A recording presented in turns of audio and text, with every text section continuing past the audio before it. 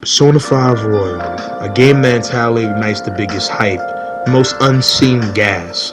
Its music, its colors, its characters, its world building, its emphasis on the psychology, mental health, and perception of people, the hearts deep within, symbolically, spiritually, and emotionally, the philosophy of it, and what it truly entails.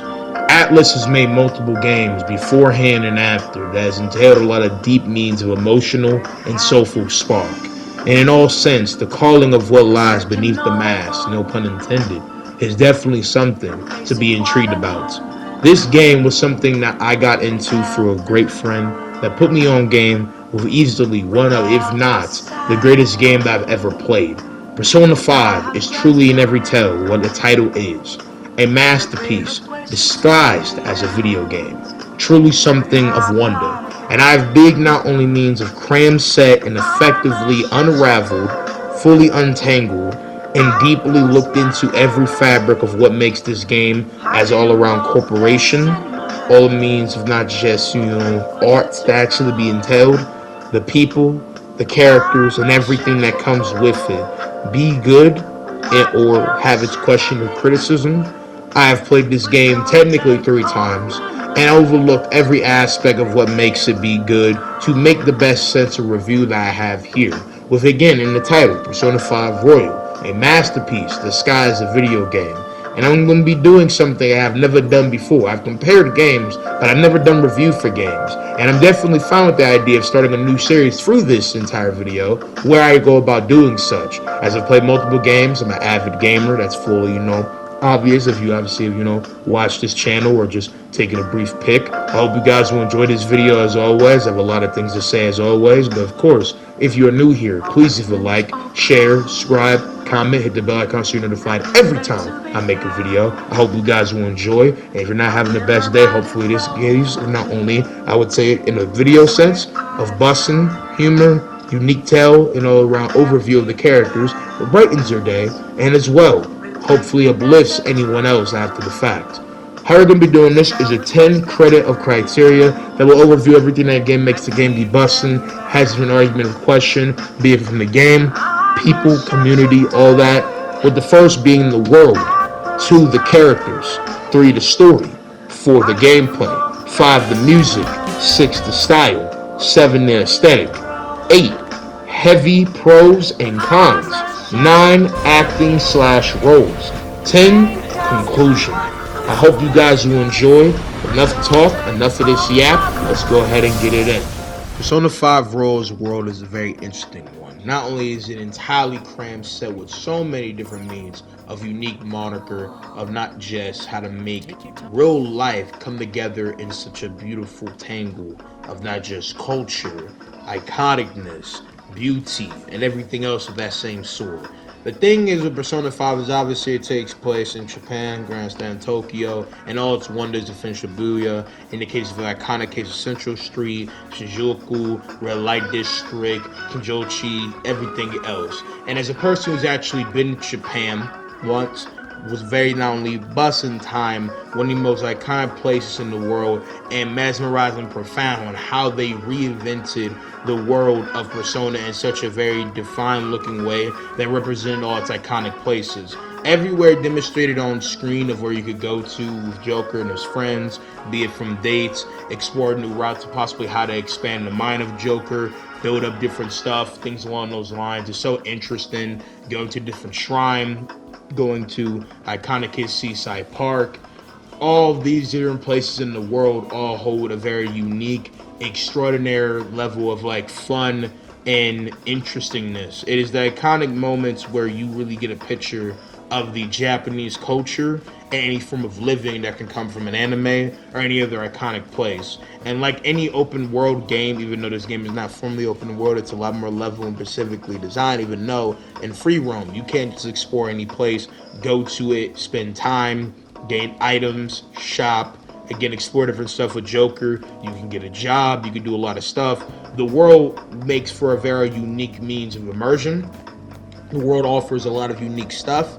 It's a very all-around bussin' world to take in and untangle, and everything that makes it what it is truly something interesting, all around awe-inspiring and interesting for how it works from one point to another, and making again a very lively, unique tailed and all around discovered world that really does make up for any possibility of feeling lost in the sauce. Because beyond this world and all different claim, the cosmology that is embraced within the case of Mementos and all the different looks and aesthetics of that is very interesting. Mementos in the greater vast means the persona cosmology is entirely deeply rooted in the iconic Carl Jung psychological theories, primarily possessing the idea that in this sense that the position of reality is fundamentally in mental nature, shaped by information and human conscience. The entire physical and spiritual universe is contained within a boundless psychic dimension created by all living things, being pretty much the uncollective consciousness of society. The sea of souls, shadows, personas, the velvet room, the palaces are all unique. And I kind of try to go about in different dabble of how and why something of this entire world is interesting from just a power scaling and world building perspective. But let's just say that it is endlessly vast, it is endlessly interesting, and every aspect of what makes it be cool, what makes it be interesting, is so defined not only in how it's displayed in aesthetic, how it's cultivated, what it leads to, and the world building, the people, and just how the world is affected by your actions, be it in talk, the school, the fact of Shujin being so iconic. It's kind of like the Manhattan School for Peter Parker, or the college in Invincible, or anything of that sort. It is iconically so unique and intriguing to do, and I really do love every aspect of that. I really do. And I just think the world of Persona 5 is easily a 10 out of 10. I see no objective flaws with it. I think it all builds for something very interesting. I think in how it's designed and all of the aesthetics and other stuff. With that being said, it is a very intriguing form of atmosphere, and it always boosts into a different aspect of not only busting again aesthetic and claim of things that makes every other root of the different things I talk about in this criteria be a lot more interesting. So suffice to say, the world is another reason why this game is gas. Time to go ahead and talk about the characters though. The characters is a very interesting thing with the fact that not only there are so many, and in primary sense, I'm mainly going to go over the main cast, but I will say this just to go and clear this up, that every greater expanded confidant, be it just in friend, possible lover, or anything of that sort, have all different ties of connection to Joker that really does expand on the greater not only weight of different people within their mental health, their jobs, their standards in life, and how characters all have different things that definitely do hold them back, but are all different string of different stuff to fuel them to actually make better dues with themselves. It's all a way not only to grow Joker as a character, skill wise, as a person, explore different avenues about how you, like with the world, can expand your reaches and proficiency and knowledge, charm, kindness, and most importantly, your guts, and see people go through their tragedy in a way that actually is an aspirational rebirth, like a phoenix. And in the core case of the people is a very interesting rack of all trades diameter. And all of them solidify unique traits and intrigue that really does make you think deeply in likeness and real impact of the fact that all of these people, all of them in their own right, have something to yearn for in likeness and intrigue for. Like how, simply put, somebody like this man, Joker, as a character, I've already talked about in multiple delve, but simply put, beyond the case of my entire dedicated whole 33 plus minute video about him, my whole former power scan video about him, depending by the time that this video gets uploaded, I will already have a video talking about his great power scan in comparison to another character. He's easily one of the most built different, truly dynamic, unique, heartfelt, deeply symbolic while being in a very simplistically, collaterally stellar form, and easily within voice acting, design, and essence is the absolute aura king. This nigga really reckons Japanese Joker, and in this mix, I will showcase a montage that really does display every aspect of what makes this motherfucker truly be, without a doubt, undisputably, a truly pillar of the guy that your girlfriend told you not to worry about. But in all his character, this man will never be as interesting if it wasn't for his team.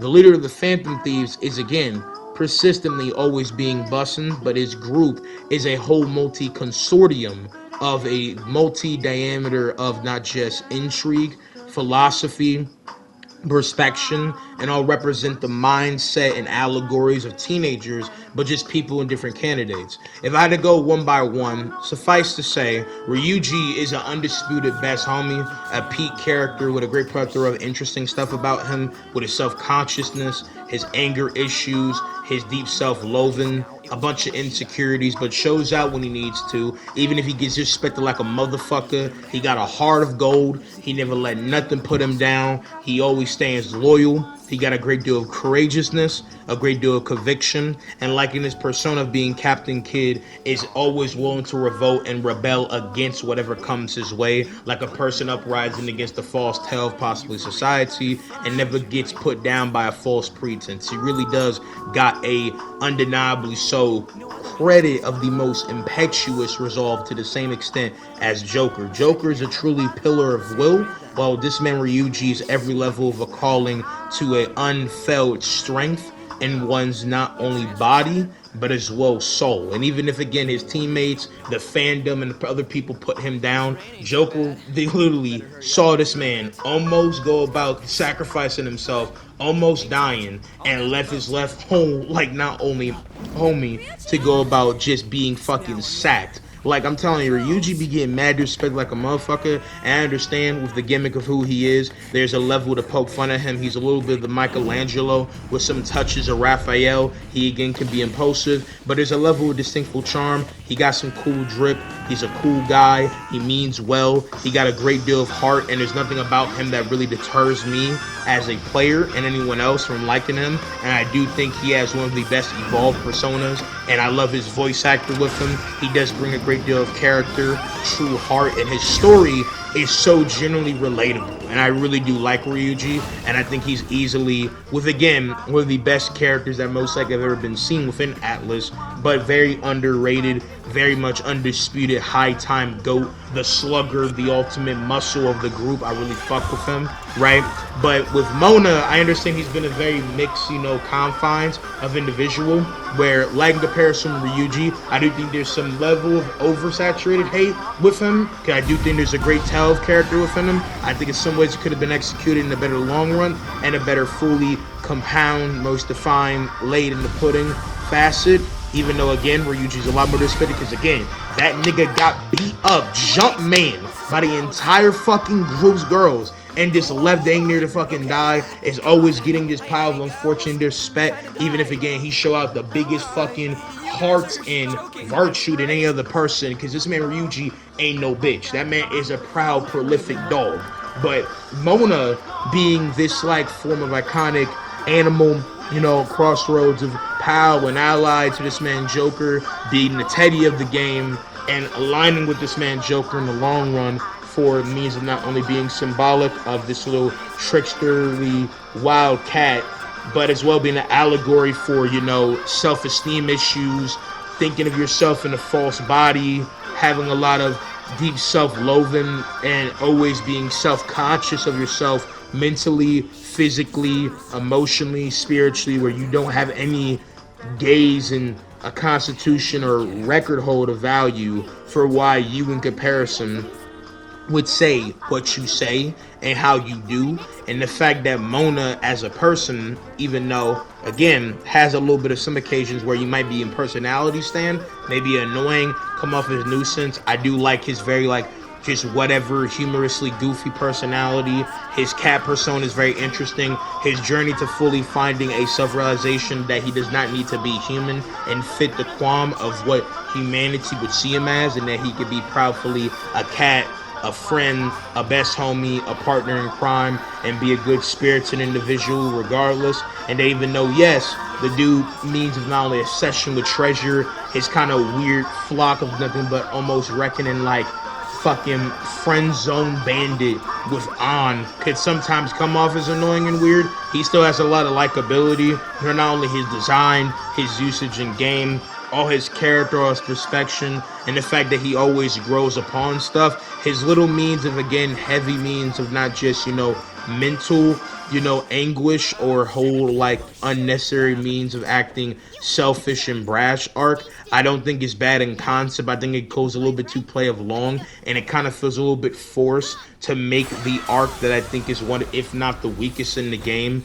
kind of just feel a little bit overly like winded in the idea of the longevity of what it's trying to push for in representation. As Mona can have this self-conscious, heavy deal of, trying to self-evaluation, but he kind of just diverts from a lot of the principle of what everything he's doing, which is to prove himself an actual capable Phantom Thief, thinking that because of a simple argument and that he does not fit into the human like conscience, that he's not worthy, because Joker, by this point or not, has made it clear that he really doesn't care if he's human or not, and that the fact that he is this smart enough to take in things, and a little bit of it is kind of pushed by Igor, because obviously in the future it's revealed that Mona is like this like somewhat symbolic incarnate creature made to guide the Phantom Thieves and creator this man Rin as an avatar of humanity in some way, and the willingness to strive beyond any limits and perfect beyond anything, be the ultimate trump card of humanity.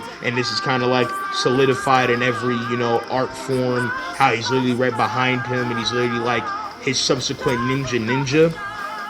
In some way, this kind of just feels a little bit like uninterested in actually making a build of new character, and him needing to come to this by kind of just being showered already the love that he knew, and the fact that people were willing to actually see this through with him, and how Haru, even though I understand, is kind of just being, clicked along with the journey in the perception of being this like, kind of femme fatale that rocks with him, that they kind of should have had a better interaction, where I feel like it was acknowledged, even though Haru can't tell Mona, who he doesn't want to be friends with and align with, try to actually get into his head, because it seems like she just goes along with this idea, even though he has no strong reason to do it beyond being petty. It just feels a lot more childish, and I understand like these are teenagers, and there's a level of playing very fickle, and I'm glad that at least there was mature enough to acknowledge like, hey, Mona is just kind of having a hissy fit, and it's not a real importance to the grand goal of what they're striving for, which is to dedicate their entire means of powers and capabilities to the betterment of humanity. That is still in mind. And I just want to get to Haru quick. I do think Haru, with trying to dedicate a little bit more time to her, has a lot more sympathetic clause, a little bit more danger of, interest, and a little bit greater diameter of real cause to believe in. Being a character that has a lot of cute soul, is solemn. She's a very cool spirited individual, and she has the bare bones like hobbies and interests and drip of somebody with a great collective means of stand-upness, fashion, but isn't so like overly posh and stern and these different disciplinary actions like Sumire. I feel like a lot of what Haru is like if Sumire was a lot more free, a lot more open to different like care of like more or less how she interacts and what people think about her. She doesn't have a lot of these like more sensitive aspects to her, but she definitely has this question of heavy what she could course about. Her heart's definitely a lot of big ache, and the fact that Haru was kind of always shunned off and only was seen as a person to be a pawn or be exploited because of her family business, and was kind of just like the good princess of the castle. She never really had a good interactions.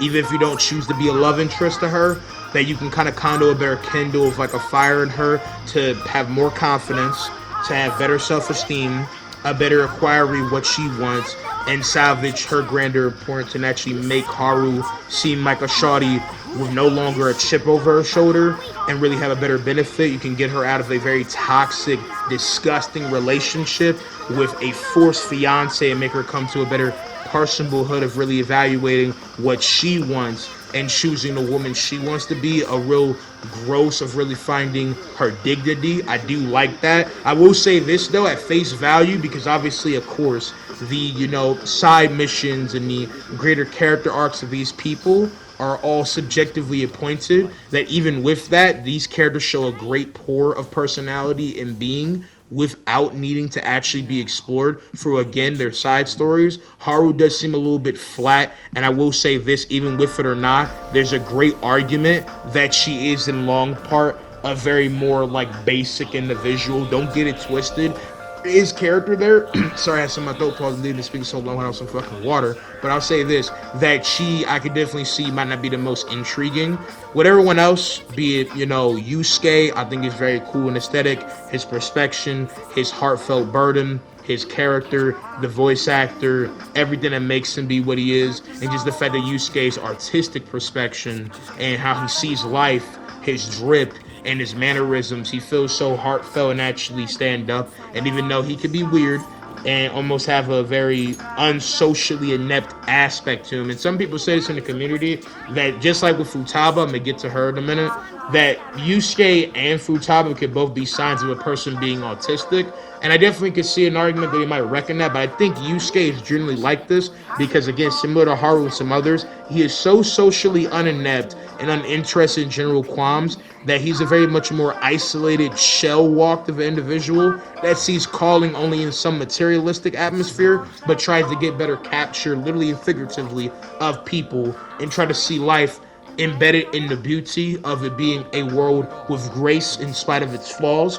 And so I do think that's interesting. Futaba, I think, is a lot more evident that she could generally be autistic. And I'm not trying to diss her as a person who knows autistic people, and autism is a way more complex thing. Her being a little bit on the spectrum could be again tied of her not being greater dedicated in education. She's a very smart individual. She's not dumb. There's no line of her being like truly disabled. But in the value of what she sees things through is somewhat through one note lens. She has a more childish antics. She does not understand every social qualm. She has probably a lot of anxiety, a lot of stage fight, argument of a lot of ADHD, and definitely you could argue within her character and other stuff like that. A lot of like mixed mental and physical health issues that are byproduct of her not getting in her own right enough exercise. A lot of mental health issues that weren't better, cleansed and considered. And the fact that she does see the world in a very like fucking catching butterflies almost aspect, but she has a lot of stand-upness. She has a lot of heart. She's a very good educated person. She has a cool outfit, cool drip, and I do like her being this little sister, this little cousin to Joker. I've already said on record in my own tier list, shameless plug, of all the arc/palaces, right? About how I do not think in any way you would see this shawty a love interest since I don't think anybody in core concept is like some where my hug at weird sleazy individual, because by all reasonable record, not only in the case of Joker's mixed whatever canonical age, be it like what 16 17, and someone like Futaba being mixed to be like 14 15, you could say that there's an even line of like that's not truly like on no pedo activity. I think it's mainly weird because how she interacts with you, and the fact that again she just seems entirely of a way lower age stand to what you are. Joker getting with, I don't know, fucking Makoto, Sumire, fucking Haru, anyone else is a lot more sensible to be had than any of that. And I do think that that's generally a little bit weird to do. Now, if you fuck with, if we're talking like an actual romantic light, I can see it in a different world, how she could be maybe attractive, cool, she's a nerd, she's interested in anime, like she's every gloom of a cool, interesting shark, right? But as a 16-year-old or 17-year-old peaking shorty that age, I think again that stretches into a little bit weird OD means, and the fact that she is again more or less her little sister like shit, I would not do that. But everyone else, be Makoto, who some people might think she comes off a little bit pompous or a little bit too goody two shoes. I think it's from the main aspect that she was raised with this heavy expectations. She sees things in a way more kind of law rigid aspect, and she kind of grows out of that. And there's a level of her really growth into be a way more personable person, a way more actually empathetic, showing her heart, showing her mind, showing that she's a very empathetic, I think a bedrock for kindness within the group. I think every aspect of that is cool. I would say the same for even the matter of this man, Mishima, if you count him as a member of the Phantom Thieves, with his knowledge, him growing out of a need to overly try to hog the glory, getting humbled, growing better, seeing a better side of things, no longer being stuck in the entire like sapped mindset where he does not see any goodness beyond using the Phantom Thieves to fill his own means of like social pockets. Him growing out of the need to overly need to try to see the way for a girlfriend.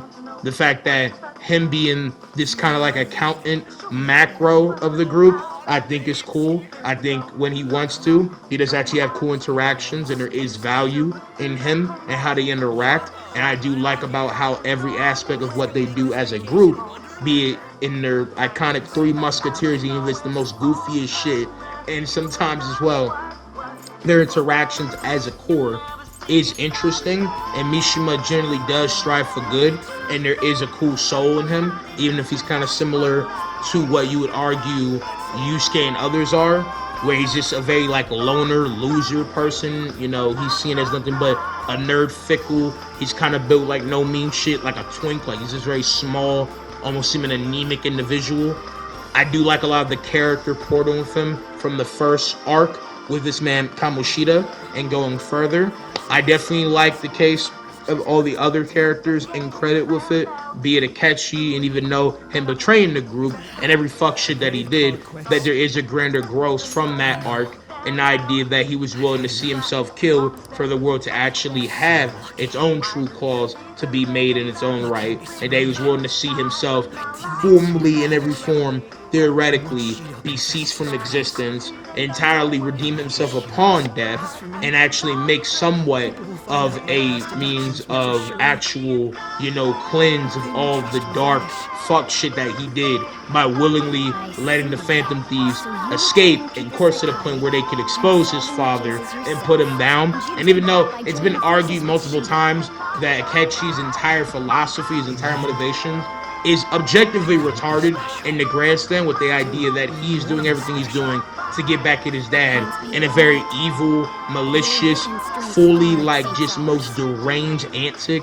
where he does all these murders, all this crazy shit, so that he can manipulate this into a way to gain better favor of his father, even though his dad does not know that he is actually his son, and the fact that Shido is a mixed bag possible rapist, a possible entire means of goon for the oppression and suffering of people, but he still clings to the idea that his dad is gonna give him a better sense of like kinship and serenity that he never had, and the fact that he's been through a bunch of shit. He's put in the foster character of his mother, committed suicide, possibly abused, other talk of shit. He just become entirely more deranged and living in a false parody of, oh, I'm some more hopeful, stand-up, commendable detective, when all I've done is pretty much Dexter Morgan my way into life and using it as a way to falsely portray myself as being a stand-up individual, just so that I can again get the ultimate psychopathic win over somebody. I think it's just a representation of how mental health can go that disastrously, and how he realized in the end that even though he's not truly a Phantom Thief in his own words, he does for a means to an end, and he did not care about them as much. He was all using them to manipulate and pawn new fuck shit. He did inadvertently betray the only family that he actually had, so that he could get over on somebody who in no way was going to ever give him any of that luxury that he wanted. It was all delusion, aka generally having mental health issues in every sense. There's one thing between the ideal and the real, unironically, and that's what he is. Beyond that, though, I do think Akechi, not only voice acting, design as an antagonist, a character, how he's utilizing the story to make the iconic one-up on you and be confused about the entire course of things. The fact that possibly if you weren't paying as much attention, Akechi, even though I think it was very obvious to see that it was Akechi, not only from the way that he moved, the fact that he's left-handed, and there were signs there that wasn't some Boda Kuna level of switch up.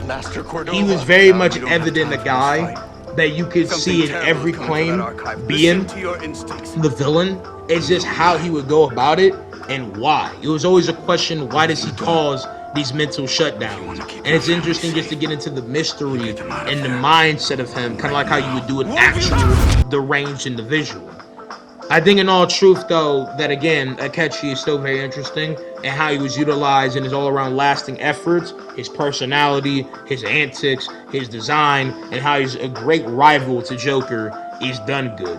Next is on to Kamaki, who's another character very mixed, I wouldn't say heavily more divisive, but in proclaimed not only as a character, her interests, her actual beauty of character beyond her looks, and of course, just how she's done. Not only do I have to say that I do think her voice actress does absolutely beautiful with the character, absolutely just the fente, absolute slap representation of a girl with truly some anguish, with a heavy deal of peril and unimaginable forsaken seeming livelihood, and the fact that she's been through a lot of heavy like scrutiny, been bullied in her own right, had her own way being used as a pawn to build the ego of somebody. She was being manipulated by an incel. Her best friend almost committed suicide. She's in a heavy drive in the long run that she wants. She wants to pursue all these grander goals, being a model, being a helpful person, being a hero for other people, and making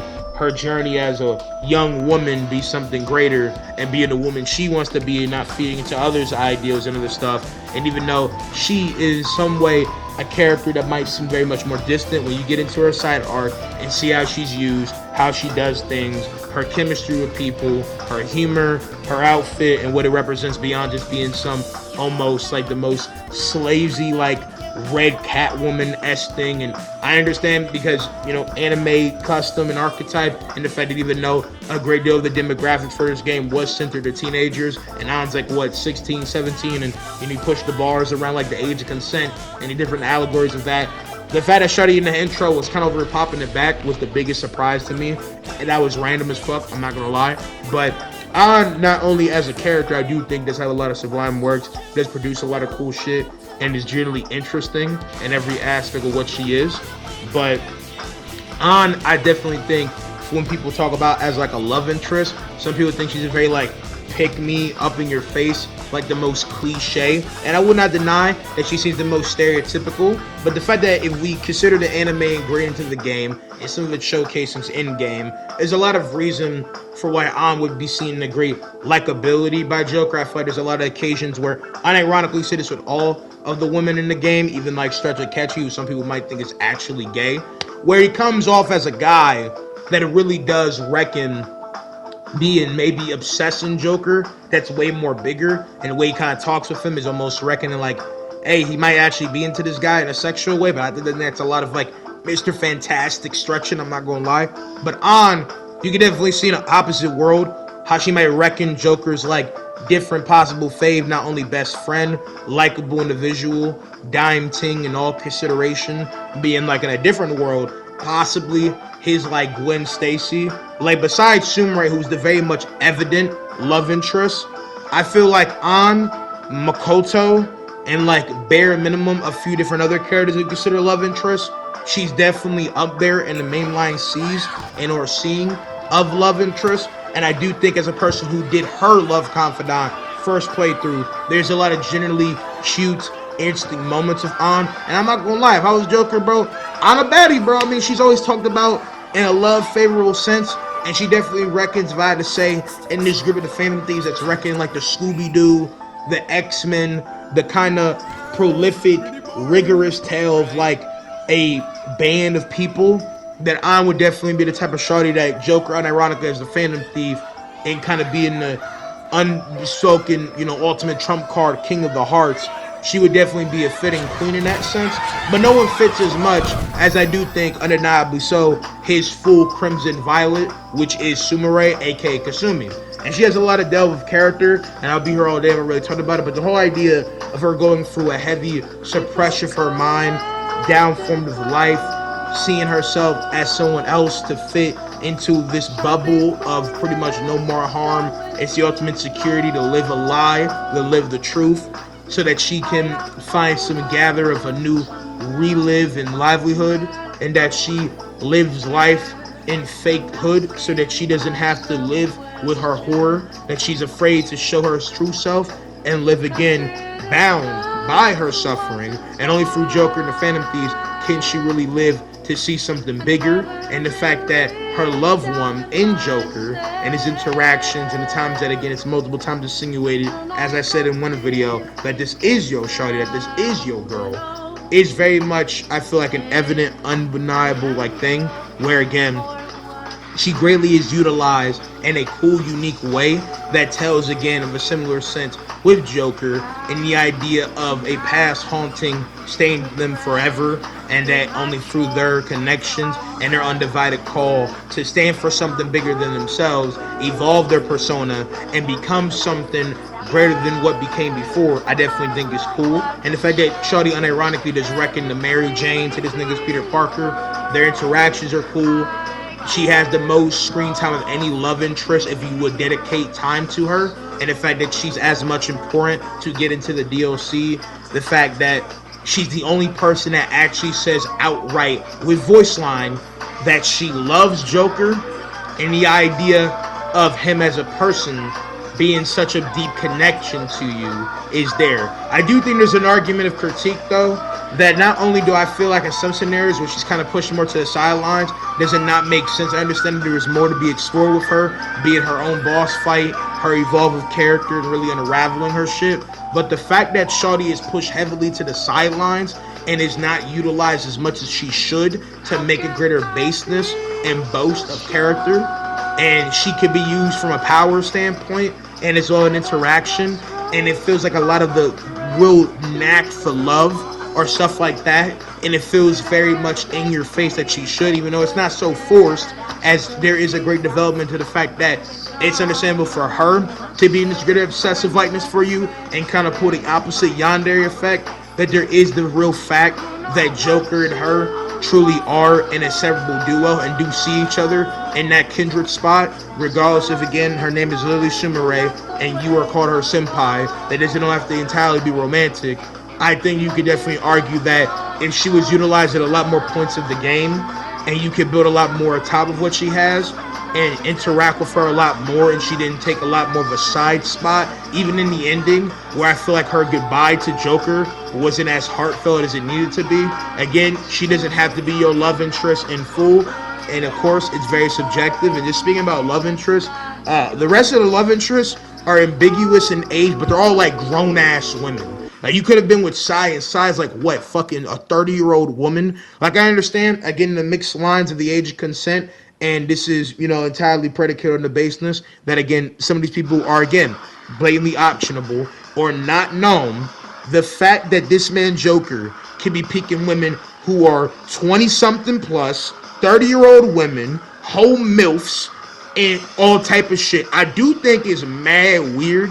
Like, again, I understand you can mix line the talk of this, but the fact that they make it abundantly clear that this is a fucking minor, or that he's a child in comparison to them and they're a grown person, you could pursue that, I do think is weird. The only person where you might say it might smidge into the mixed lines of, age understandableness is Takahami, where in comparison, right, not as like Kawakami in the case of your teacher, but the doctor, where she is like allegedly a later teen, like early 20s. So depending on when Joker canonically finishes his game, be it 16, 17, whatever fuck years old, you can see a little bit of like, that's not too far of an age gap, 3, maybe 4.5 years. But it's still a little bit weird that you are getting with your doctor, your possible lawyer, your fucking intel, your teacher, a woman that does your fucking chakras and fucking, whole trying to read your future. You got one shawty at the fucking church that's a lot more capable. So out of all of them, there's only like 2 maybe options, but one of them is only sensical one. I think it's just weird, and I'm not gonna put this as like some heavy moral dismantle or like stamp of bad with the game. But the fact that you can do that and Joker is a minor, I feel like if this was a woman and you like reverse the situations, it would be weird. It would be weird. Because as a doctor, you shouldn't be fucking your patient. As a teacher, you shouldn't be fucking your student. And as any person of any law firm, you shouldn't be fucking your client. And it's a good thing they removed that, because that's fucking weird. All the rest of that's weird. It's unnecessary. And I understand, man, Joker's a cheek magnet. He's a fucking, like, possible harem bandit, harem overlord. It's OD. So even though it's not a true critique, it's just kind of like food for thought of, like, whoever asked for this, it's already a question with Kamoshida, the fucking smut lord. Like, this game got some weird shit that might turn you off in the long run from it, because, like, why is this a thing? But if you're a fan of anime and you see that this is not always a representation of their actual thoughts, it's more of a question, the fact that it's not canonical And what's more probable is that your canonical shawty, your canonical baby boo, is Sumire, that it's Vad. But even then, that's just a great deal of what the characters are. But I think all the characters, especially how it lines up into the story, is interesting. I already made an entire tier list really dedicated to the whole talk and the arcs of the story. But let's just say that even if some arcs might be lower standing this or have its mixed fickle tie of this, I think all the arcs display a great deal of character, represent a lot of the people in a very beautiful way, and make for very interesting interactions and core value. All the antagonists have very interesting calling for why they are what they are in their beings. You know, having the unfortunate but still very disgusting outlook where you are entirely heavily, unnecessarily groomed and pressed for the idea of needing to fill the empty space of other people's dreams so that you stand this higher standing, and because you were heavily postured and pasteurized with the idea that you need to be this grandiose, athlete, or you need to control all of society, you're a loser, and now you only through money and being a gluttonous pig do you facilitate something.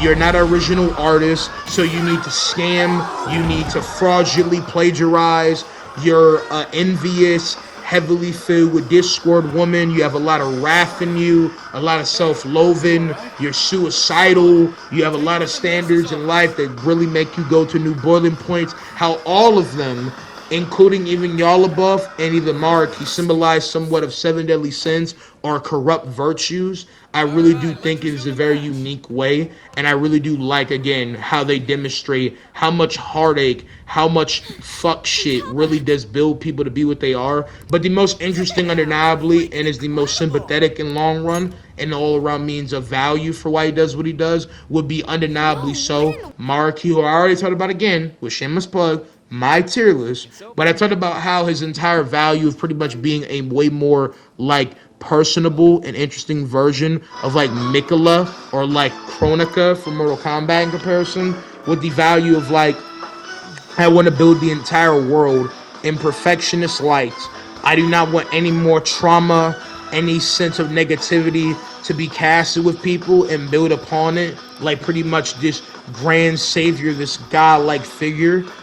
It has been told before, but not in this much personal sense, as his sorrow and his claim to build the world where happiness lays all, where there's no problems, where it's paradise, is in some way built off a false reality.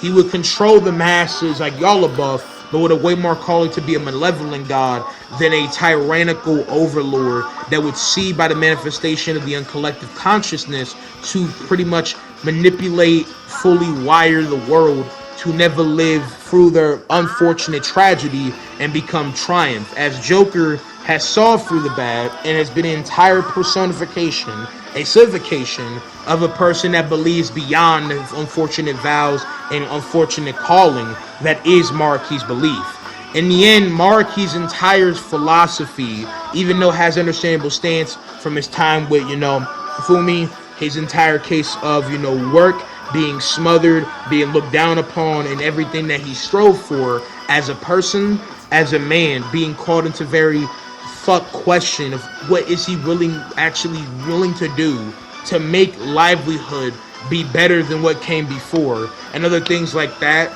It's just entirely symbolized within every aspect of who he is, that he is more or less a detrimental philosophy to those that actually have acquired goodness from their bad and don't let it stain them. He's stuck in the past, and his philosophy is the definition of more or less this insanity poured idealism that because the world has bad and it has flaws, it needs some master over it. And he discards the free will. He discards the fact that the world, no matter even if he did that, he hasn't fully glorifiedly sealed the deal with perfectionism. He didn't rebuild Mariki, life in itself. He didn't actually rebuild the life of Joker in itself. And he more or less just gave him what he already had through his tragedy and just made it more perfect, and he never asked for the consent.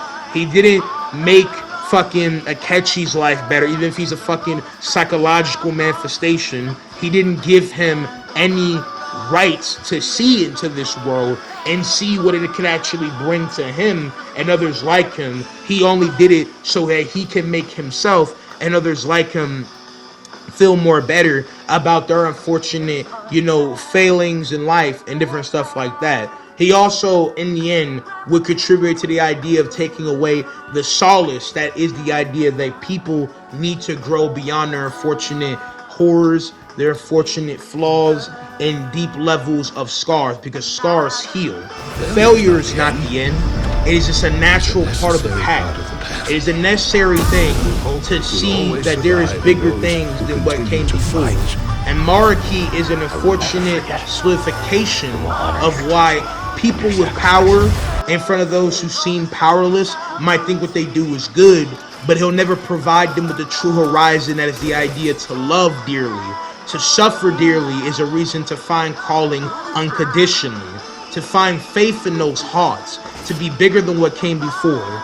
And I'm not trying to say this to attack anybody's belief, but either from a religious aspect of becoming a god, or the atheistic idea of the world being heavy with a pour of unwritten, sodomy, scars, unfortunate doing, the idea to take away the capability for us as humans to grow beyond our flaws, grow beyond our sins, grow beyond our asterisks and our imperfections, is taking away the beauty of life. Life would not be beautiful if it was all simple. Life would not be life if we were all robots and we're all designed to be something. Him being a compassionate tyrant is something understandable, but is flawed in entire concept, because it has been shown that people can believe to be stronger than what came before. And Maraki, as a literal fucking entire profession to unravel the mind and would take away the free will of the mind and make the collective consciousness be by force and not the open-ended calling that even in spite of my flaws, in spite of my bad, I still got something to yearn for. That is having a unyielding case of idea, to take your heart back from the world that I want to see it scorched. That is truly something heavenly. That is magnificent. And I do believe that belief, coined by the ideas of not only the Phantom Thieves, but every aspect of the Joker, who's a living embodiment, that what Maraki's belief is fundamentally errored. It's not understandable, it's not unsensical, and it's definitely not unprofitable, but he lives in the livelihood of a child. And even though I'm not going to diss my friend with this, but when speaking about the philosophy, religion, and the call for what makes the world good, in this idea that the world is entirely stained by bad and it has no open-endedness to see and value, is again missing the beauty of life and facilitating only your worldview, that because the world deserves to have no more strings and freedom be this, control be this, and absolute this, entirely defeats the moniker of multiple wise men. That is something to believe in, that even though the world will always have something detrimental to downform it, there's always something grander to accompany it. What walks down the path is hope. Hope will live on in those who continue to fight. When one door is closed, you don't forget the other doors that are assigned. If you can believe, you can achieve. And making a grand scope to make heaven on earth instead of forcing it is a better goal than wanting to strip the world of what it is. The world is not perfect, never meant to be, most likely never will. But that is the beauty, finding grace in the chaos and the order. Nothing is true.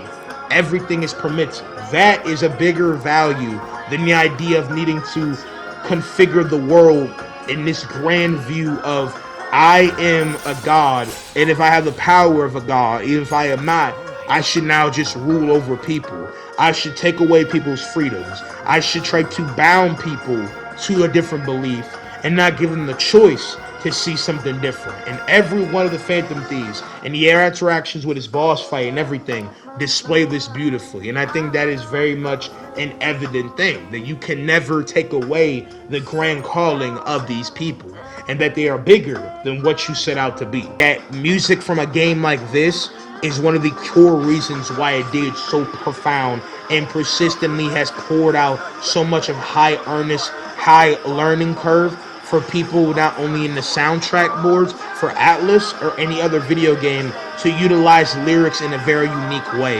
And that this game does make you really feel immersed way more heavily because all of her iconic songs do so much grand wonders. And that she is underrated in the idea of her core music, but this music by her definitely did reignite a whole different fire in niggas across the board. This music is the type of shit that cures depression. This is hope core through sound. And it is just a whole new level of ascending high eats, my nigga. I mean, this shit is just gas. It is undeniably unprecedented, unequivocal learn of not only the heart through sound that could never even be made by nobody but humanity in such a gourmet way. Her music is like the staple of how animation can read the mind, the heart, and the soul in such a unique, stylistic way. Her music is so dynamic in all the call of what makes Persona as a game, as a story, and all around writing curve for any possible art that tries to display the darkness in humanity without any of the fling of beauty, hope, and guidance really makes a hyper realistic atmosphere for indifferent kind of music to really string heavily the idea to stand for something bigger than oneself. Her entire core of music does solidify the idea of grace. There is grace in any corner of any way. To be the idea of truly a pillar of will, of heart and focus, her music greatly embeds you into the philosophy of what I feel Persona 5 and any aspect of these games call for. In collective consciousness, we could all fly higher than the sky, because I believe her best song, besides the end-all credits, is easily I Believe. That shit is just too stupendously gourmet and feel. It really is a level of medicine to the ears, and it really shines a whole new level of like edits-worthy calling of music. And it might sound like very just audacious glaze with this, but I'm telling you, if you ever have the time, just listen to the pure vocalized soundtrack or go to Lynn's Topics, listen to any of her performances. This shorty is dang near like Japanese Beyonce. I know that's a wild statement, but she really does catapult a heavy galore into music and any other feeling of that sort. Nobody, I repeat, nobody does it like Lynn, just objectively. She is easily the best artist ever from what I've heard and seen demonstrated on this entire case of game. It's just peak. It's just peak, undeniably so. I do think in some boss design, but I think a lot of them are horrifying, that the later half of the game is a definition of late game over-exaggerated means of health pool, over-pour, of enemies being just the biggest damage sponges, and painstakingly just the OP'est niggas. The like level curve from point to point is a little bit audacious and absolutely goofy, with the idea that in the late end game you could go between the levels of 50, 70, and good 80, and then Mariki you need to max out grind to dang near 90 to face him, and his entire boss fight being a definition of a gimmick fight with no greater stylistic uniqueness, creativity, or intricacy. He's a very all-around annoying individual to fight, and his boss fight, I do think in large part, is a very underwhelming thing. Now, some occasions with this was a tie from, again, being unbeknownstly under level, because I have my actual first fight with Mariki on this channel. I beat him at level 82 like shit. I didn't know mementos that the grinding was a lot more faster and all ties. I did not know you could use DLC personas until I got told when I was stuck on Okumura's bitch ass. And in truth, a lot of styles that possibly help you fight Mariki are not told by the game or is very mixed. And no matter how much mixed personas, grinding, doing this, his boss fight, if you do not understand the best route and traits of this, and without looking it up, which sometimes is needed, it's not a problem, he cut his plays into very tedious and more or less a patience meter. And the fact that you can have him dead or get this man Azathoth, who I just hate his fucking design. I hate Marki's design of looking like this overly fucking paper mache, fully like fucking cookie doughy ass fucking design. Azathoth is way more of a D grade from the Elder God he's based on. Marky's design is fucking goofy. I do not like it. It's just very annoying. And even though he might not be the most horrendous design, he might not be the most egregious, whatever, I don't think he's objectively a very likable and fun boss. I dread Marky. I dread nobody else. Even Akumura, I have a better gauge of and better likeness of. And he feels like a way more actually tackling the skills, uniqueness, mixture, baton passes, or combinations and elements. Azathoth has no weaknesses. The tendrils are only used in specific when he pinpoints somebody, which I didn't even know you could actually like fucking whole troll him and switch out members here and there. I could switch out members and hit one thing, hit that, do this, do that, but I will never know entirely from point to point when to actually flow with the mixtures without actually, again, possibly fucking over myself unless you do heavy grind. And with his Aino Piccolo or Kagura Piccolo where you're playing the long game or risking it because he just throws OP shit. He has no mix-ups like Yalabuff or Shido that are objectively, I would say, on a grandstand narrative, boss fight, music, atmosphere, all around core action and facilitation of grandiose, way more interesting bosses, way better designed, and way more unique. I think even just core purpose, way more unique, especially way more narratively impactful, because even though Marky being changed from an interesting ally to now, in this case, an antagonist, is interesting in concept, he's utilized in such a weird way. And unlike other actual good boss fights, a boss fight that actually challenges you on your skill, your style, environment, your mix-up, and how you actually fight and come at them is not done the same. You do not test the waters with your shit. It does not test your capability to advance, adapt in your skill. It tests your level in such a demonstrative way. It tests your skill gap on mainly your health, even though my health is dang near level fucking 800 with the fact of not only all the training I do and everything else I've done, using protein, mixing it up, he nullifies it all. He's OD, he has too much, and I do think as a boss, even if he's not the most fucking irate annoying bastard, he's not the worst boss I've ever fought. That goes to a whole nother character.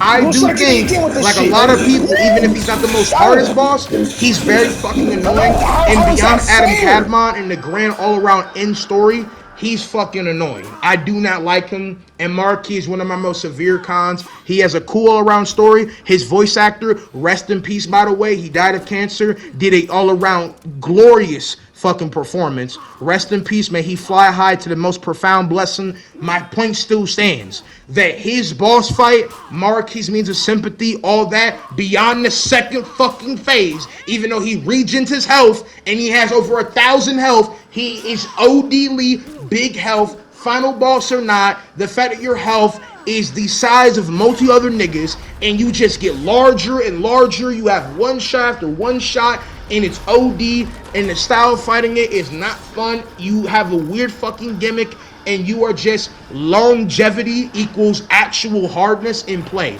That is not difficulty. That is not unique design. That is just making something hard to be hard with no foundation of interest. There's no mix-ups. There's no way to utilize your shit in good form. You are just annoying. He'll also just throw Megalodon out of nowhere. And again, unless you know about the fucking time limit or all this other shit, he's weird. There's no suggestions. There's no tips. There's no setup. They don't tell you a level. There's a level of, even though at the end of the game, of course, any game's gonna get hard. Other games that I show on screen do a better level of displaying the ways to get around a character's movement. Proper trial and error. Marky is the definition of tedious. He just feels unnecessary. And that's kind of like what other RPG, at least Souls-like games, can be. But unlike other Souls games demonstrate, there's actually a facet of it being interesting. When you have me fighting a nigga whose health bar is just so long, the proper way to fight them is not used. I have a level for a persona or my character that would be accurate to fight, and you tell me to grind and do all this, but I don't expect to grind to that level. I actually made a grind to whatever levels. I was on level 85, and the shit still wasn't helping. He took me in total almost 5 weeks to beat in my first playthrough. It took me like half of that in my second playthrough. He's fucking annoying, and I stand 10 toes on him. Is he the worst? No. Maybe it's a skill issue, but I'm not the only person who say that he's fucking annoying beyond him being objectively fucking bad. So I stand on that. I really do. I'm a full down that hill. Fuck Mark. It truly is one of a kind. To me, I think undoubtedly so. As a full conclusion, I give Persona 5 Royal a solid means between an 8.9 out of 10 to a solid 9 out of 10. Would recommend. Is a busting game. Shout out to Atlas for it. And I'm finally done with this grand series of everything to be had. I love y'all. I appreciate y'all for watching and everything that has been had. If you've made it all the way this far, depending on how I edit this long ass video, I gotta say, not only do I appreciate all your support, all your love, all your views. I appreciate everything that y'all have in mind. I love y'all. I'm gonna see you guys in the next one. Peace out, my army. Let me know what more cases of different games you guys want me to go about, not only reviewing, playing, whatever the case may be. Peace out, my army. Love y'all.